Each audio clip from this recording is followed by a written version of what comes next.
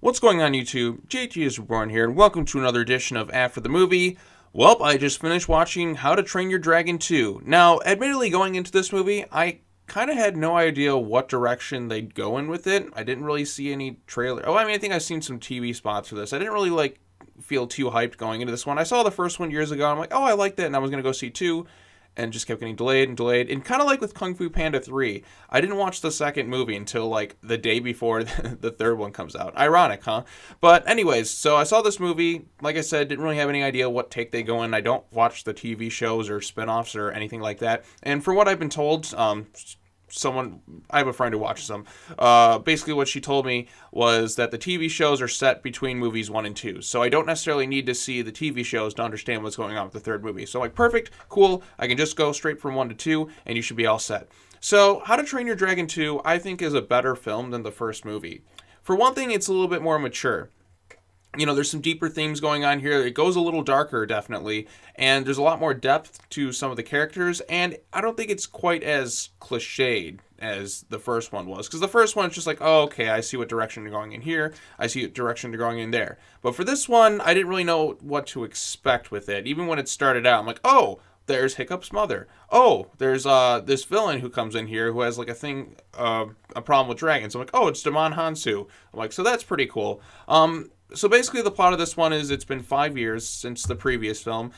Hiccup and Toothless have fully, kind of taken charge. In essence, dragons have been perfectly integrated into society. They ride around. They have their little dragon racing games and stuff. Hiccup's with Astrid. He's, going out and exploring the world. And basically what happens, Hiccup and, Astrid and that, they go ride their dragons and they discover some people, some weird looking ice cave formations. So they go and they check it out, and then they have these people who are dragon hunters who try and capture them so they can be dragons. And this dude named Drago. No, not Ivan Drago. Although that would have been pretty cool. The dude's name is Drago Bloodfist, but I'm pretty much gonna say Ivan Drago because this Ivan.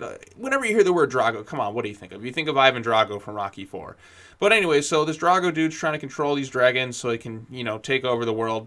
And I think that's probably my weakest point in the movie is this villain. I like Damon Hansu, but this villain just wasn't doing anything for me. And then the climax too, it's what do we got to do at the very end of the movie? Well, let's do the same thing we did in the previous film. Let's just fight a giant dragon again. Although this time they do a little bit more with it. This dragon's influence over others. You have a human controlling the dragon. And I like the creativity with what they did with the dragons in this one because this dragon doesn't shoot fire, it shoots ice. And I thought that was a cool twist. I'm like, oh, fire and ice. I actually like this a little bit with the dragons. So anyway, so Hiccup in that, he's like, okay, I can change this dude. I can change his viewpoint, once and for all, like I did with everyone else. And they're like, no, you can't reason with that, as a Stoic would say. You can't reason with Drago. And then even when Hiccup meets his mom for the first time in 20 years, because she's apparently been for 20 years off just, hanging out with the mom or hanging out with these dragons, keeping them all safe from Drago or whatever. And then he reunites with her, and then eventually, the dad runs into her, and she's kind of like, okay, I know you're going to think this and that, and he just doesn't really care. He's just happy to see his wife again.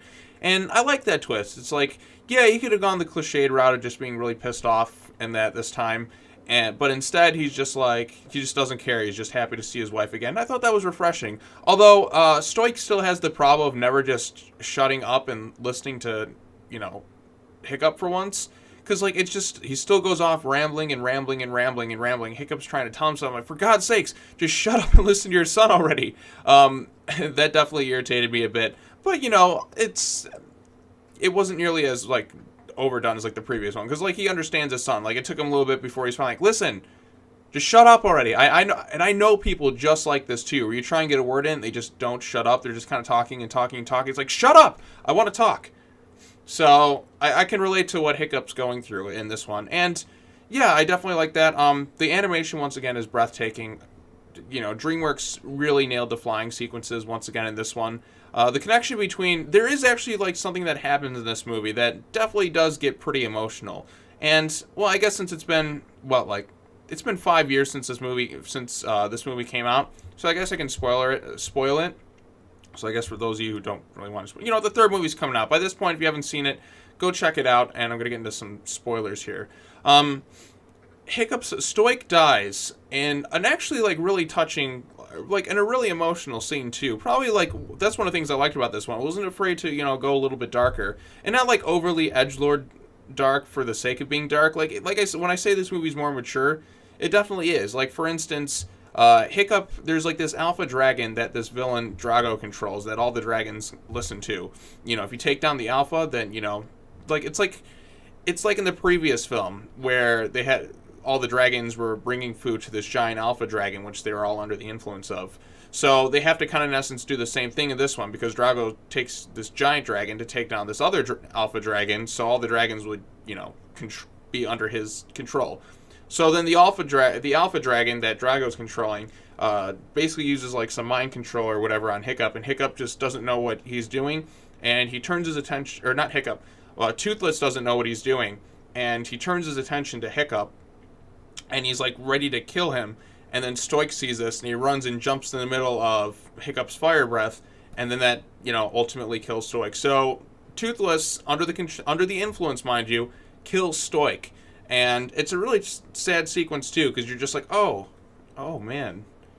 Just what is this going to do with the... But then the mom's just like, Volka or whatever, she's just, look, the dragon under the influence, nothing to do with it. But it is kind of an emotional thing where your best friend unwillingly kills... your father, who you grown to love. But obviously, like, it only like, Hiccup is not necessarily, he's mad at Toothless at first, but he ultimately understands, like, look, this wasn't his fault. Toothless, even, like, a second later, once he breaks free of the control, is just like, what happened? And even Toothless is pretty sad too. So you're just like, oh man, that's a real bummer. So that was definitely a sad bit there. But yes, so the second movie, it's better than the first film, a little bit deeper. The climax is kind of, like, similar to the previous one, although this time they have to deal with, like, the ice dragons. Definitely has some Empire Strikes Back type influences, which is pretty cool. With the snowy setting, the more snowy set. I mean, granted, they're in the Vikings, so they deal with snow and that, but with the ice dragons and a little bit darker storyline, so on and so forth. So now, with that out of the way, I have no clue what they're going to do with this third film. I just know Toothless kind of gets a girlfriend, so that's all I know. I don't know how many years it's going to be with that one. He's probably going to be in his mid-20s, so that should be cool. But regardless, I'm very excited to see this movie. So in about an hour, I'm going to go head to this movie theater, and I'm going to go check this thing out. Yeah, I definitely liked How to Train Your Dragon 2. Think it's better than the first movie. That's just me. So, yeah, we shall see how this third film does. It could be really good, or it could be even worse. I'm sure it's going to be pretty good. It's actually, funny enough, this first movie was actually been out in Australia for like a month or so. I'm like, why would you release it that early? I mean, it's bound to leak online or something. But I haven't seen any of them till now and don't watch the TV show. So I'm going into this thing blind, like I did the second movie. I had no idea what direction they're going with. But this one, we shall see. But regardless, I've kind of been repeating myself a few times. Yeah, sorry. Regardless, I definitely think this is one you should check out. And then probably the third one is going to be good too. This will be the first one I've seen in theaters. So I'm excited. I'm very excited. I like seeing some good movies. Good job for you. Good for you, Gerard Butler, for taking on a role like this as opposed to some of your other movies. But granted, I still like Gerard Butler. Like, even the movie's crappy, he's usually pretty entertaining. Unless you're talking Dracula 2000. Then that's just bad.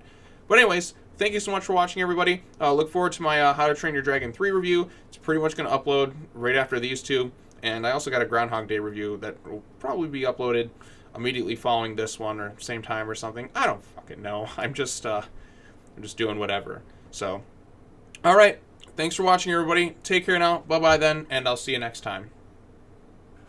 And the music's great, too. Music's, once again, incredible. Just thought I'd say that. All right. Bye-bye.